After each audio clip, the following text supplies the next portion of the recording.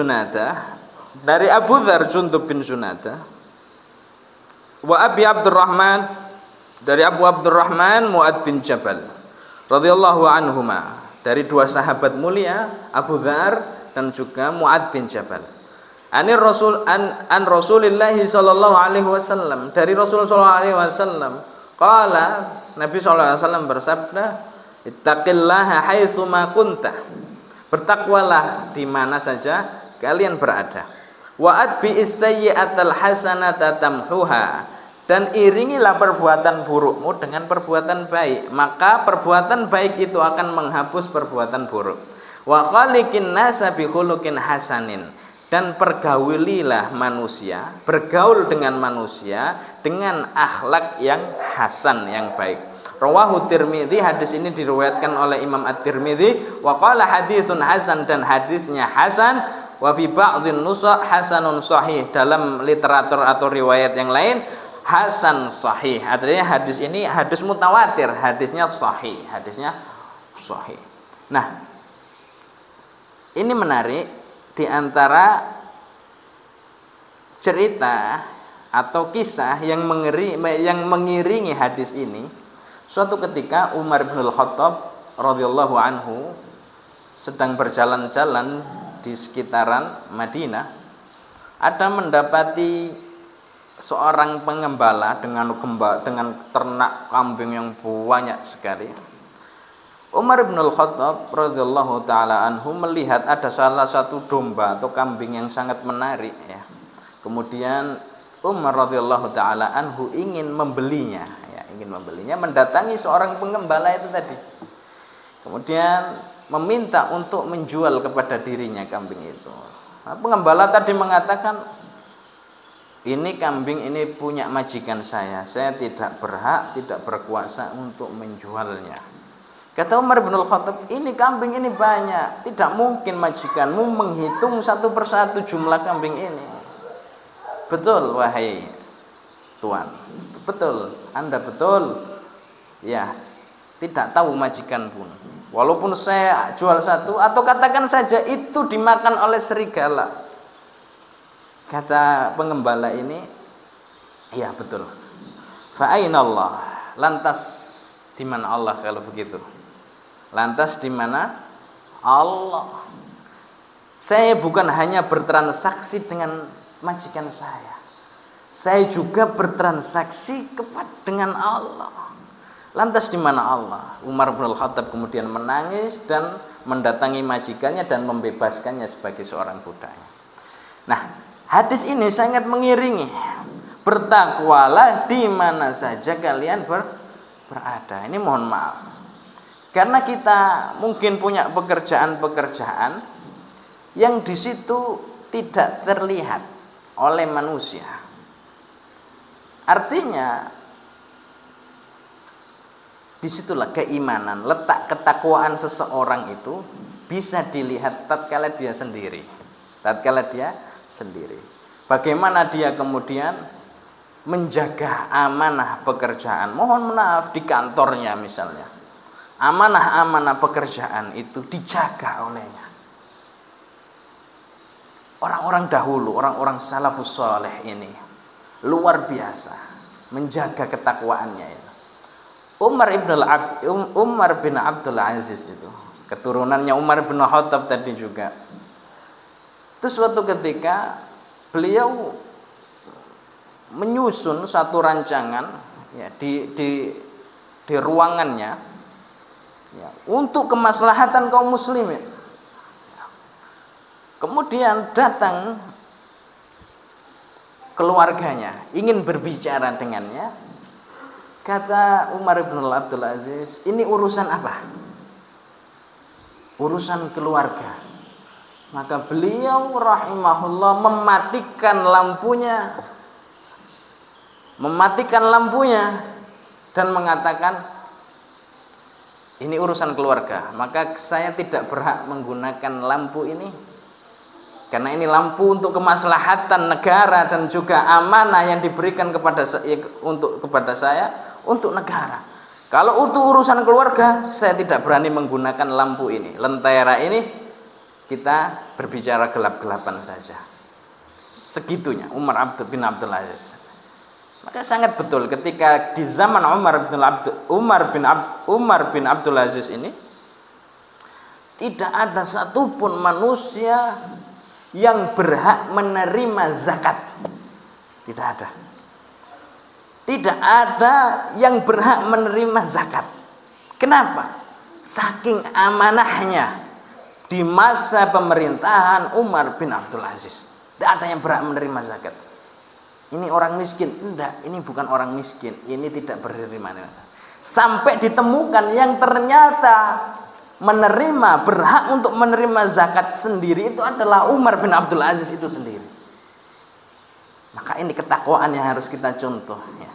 Terkadang kita aset-aset yang menjadi amanah, mohon maaf, itu kita gunakan untuk kepentingan pribadi. Ini tidak takwa namanya. Aset-aset yang menjadi amanah untuk kemaslahatan orang banyak kita gunakan secara pribadi, mohon maaf. Mohon maaf, ada plat merah masuk ke daerah wisata untuk kepentingan pribadi. Nah, ini tidak amanah. Tidak amanah. Wa khaliq wa atbi'is sayyi'atal hasanata tamhuha. Dan iringilah perbuatan burukmu itu. Nah, ini luar biasa hadis ini. Kamu itu tidak mampu dengan 100% untuk menjadi orang yang bertakwa di mana saja. Maka ada kelonggaran di sini. Kalaupun kamu ternyata terjerumus ke dalam satu hal yang merusak ketakwaan, keburukan, iringilah perbuatan burukmu tadi itu dengan perbuatan baik. Karena di situ adalah tamhuha, sebagai kafaroh, sebagai penghapus daripada keburukan itu. Maka ayatnya jelas. Ayatnya jelas itu di dalam surat Al-A'raf, innal hasanat yudhibnas sayyi'at. Apa yang kita lakukan, kita upayakan daripada amalan-amalan soleh, kebaikan-kebaikan kita yang itu, maka itu akan menghapuskan keburukan-keburukan kecil. Nah, ini syaratnya cuma kecil. Dosa besar tidak dihapus dengan amal-amalan. Dosa besar itu harus dihapuskan dengan taubatan nasuha, betul-betul berazam tidak mengulangi perbuatan itu kembali dan seterusnya. Dan sekalipun dosa ini tidak dihapuskan dengan amal soleh, ketika urusannya urusan dosa dengan sesama. Dengan sesama. Ada syarat tambahan, meminta penghalalan, meminta maaf. Misalnya, mohon maaf, kita menghibah seseorang saja, hibah ya, membicarakan keburukan orang lain yang ketika didengar itu orang tidak suka, maka istighfar saja, mohon maaf, tidak cukup. Harus datang kepada orangnya, mohon maaf tadi saya menghibah panjenengan, menghibah sampean tadi seperti ini seperti itu, maka maafkan saya. Sebelum meminta maaf seperti itu, tobatnya tidak diterima. Sebelum meminta maaf, tobatnya tidak diterima. Maka wa khaliqin nasa bi khuluqin hasan. Nah, maka bergaul dengan semua manusia itu dengan akhlak yang baik, dengan akhlak yang baik. Banyak sekali akhlak-akhlak yang dicerminkan, yang diajarkan oleh Islam kepada sesama. Di antara akhlak yang terbaik itu adalah, kita sebutkan satu saja, mudah untuk memaafkan. Mudah untuk memaafkan. Sesuai dengan konteks hadis ini, mudah untuk memaafkan ya. Dalam ayat disebutkan wal kaziminal ghaidha wal 'afina 'anil nas. Ciri-ciri orang yang bertakwa itu kaziminal ghaid. Keburukan-keburukan yang dibicarakan ya, orang lain membicarakan buruk akan kita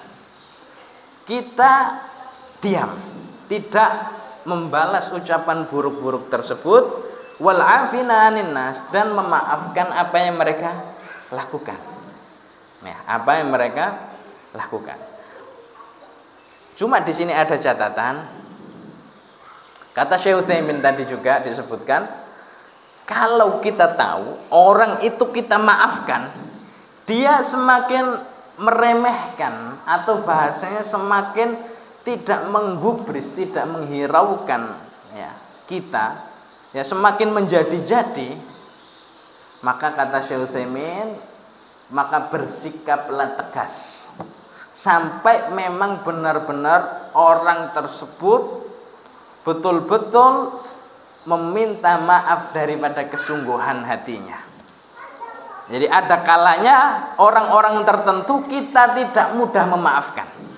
Ada kalanya orang-orang tertentu itu kita tidak mudah memaafkan karena kemaslahatan yang akan kita dapatkan dan juga mudarat yang akan kita timpa. Maka ketika orang itu memang salah karena unsur dia sebagai manusia berbuat salah, dimaafkan. Adapun orang yang berlebihan berbuat salah dengan kita, maka ini ada batasannya. Tidak mudah orang tersebut memaafkan. Ya, tidak mudah orang tersebut harus memaafkan. Nah, artinya yang menjadi kesimpulan daripada 3 hadis ini, yang pertama,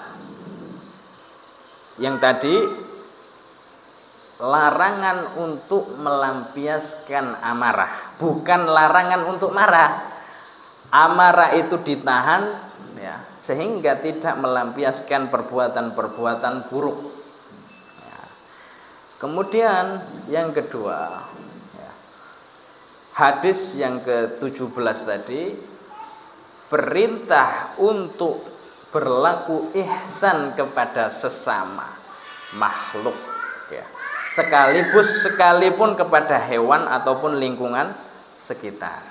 Dan ada catatan-catatan penting ketika ingin menyembelih sesuatu, maka sembelilah dengan cara ihsan, yaitu dengan cara memperhatikan tuntunan-tuntunan syariat ketika ingin menyembelih ya. Tadi itu diantaranya orangnya harus ditentukan oleh syariat, muslim ataupun ahlul kitab. Orang yang meninggalkan sholat tidak halal sesembelihannya. Kemudian dengan alat yang dibenarkan oleh syariat, yaitu alat yang bisa merobek 2 urat leher ya, syaratnya 2 urat leher. Adapun saluran nafas dan juga saluran makan ini lebih baik untuk dipotong juga. Kemudian yang ketiga, tata cara menyembelihnya harus diawali dengan tasmiyah, mengucapkan bismillah. Ketika dia lupa, maka dia tidak berdosa, namun sesembelihan itu haram untuk dimakan. Kemudian sudah itu. Dan yang terakhir ini, bertakwa di mana saja, dalam artian ketakwaan itu apa? Ciri-ciri ketakwaan itu dia malu untuk melakukan kemaksiatan walaupun dikala dia sendirian. Kalaupun tetap ketakwaan itu tidak bisa sempurna, ada caranya, mengiringi perbuatan buruk tadi dengan perbuatan baik yang lainnya. Dan yang terakhir, akhlak yang menjadi ketakwaan seorang yang beriman itu bisa menahan amarahnya dan mudah memaafkan orang yang berbuat salah kepadanya. Itu saja yang bisa dibacakan pada kesempatan kali ini. Semoga ada guna manfaatnya bagi saya pribadi dan juga sama jamaah sekalian.